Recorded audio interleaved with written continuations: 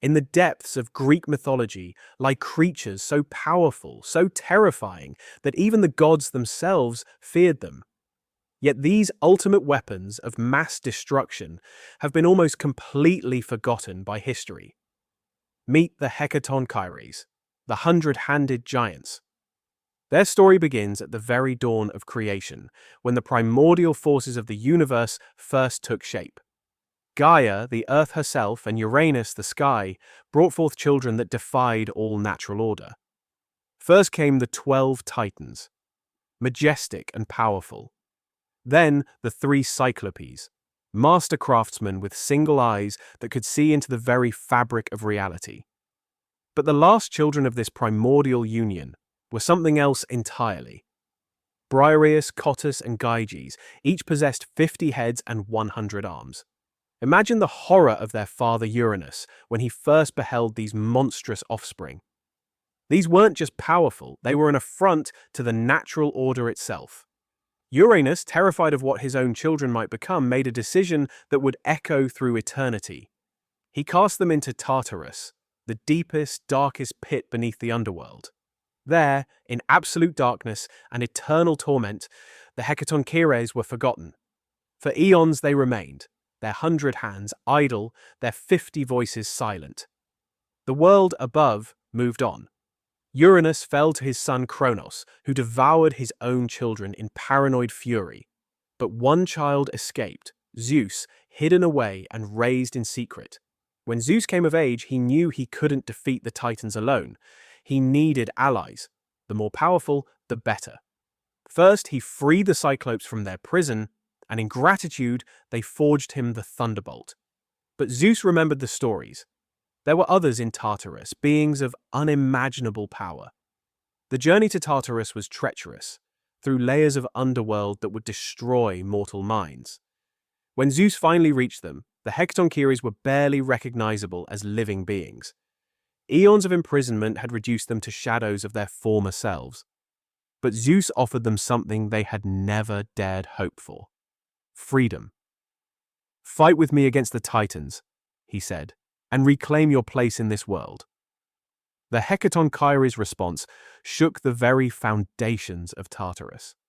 Their gratitude was matched only by their fury at eons of unjust imprisonment. When they emerged from the underworld, the earth itself trembled. The Titanomachy, the war between gods and titans, had already been raging for 10 years. Neither side could gain a decisive advantage in this cosmic struggle. The Titans, led by Kronos, held Mount Othrys with the fury of the old order. The Olympians, rallied by Zeus, fought from Mount Olympus with the energy of revolution. But everything changed when the Hecatoncheires joined the battle. Imagine the terror of the Titans when they saw these forgotten monsters approaching.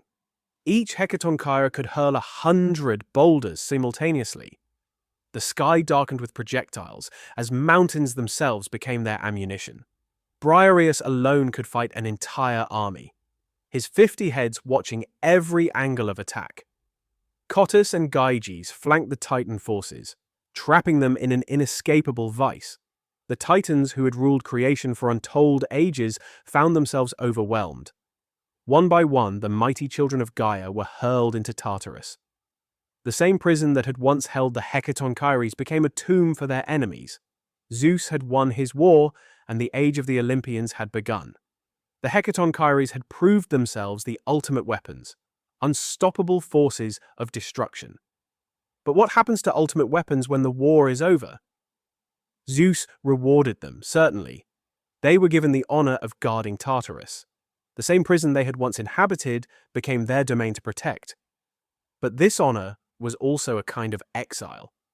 While the Olympians built their golden palaces and received worship from mortals below, the Hecatoncheires returned to the darkness they knew so well.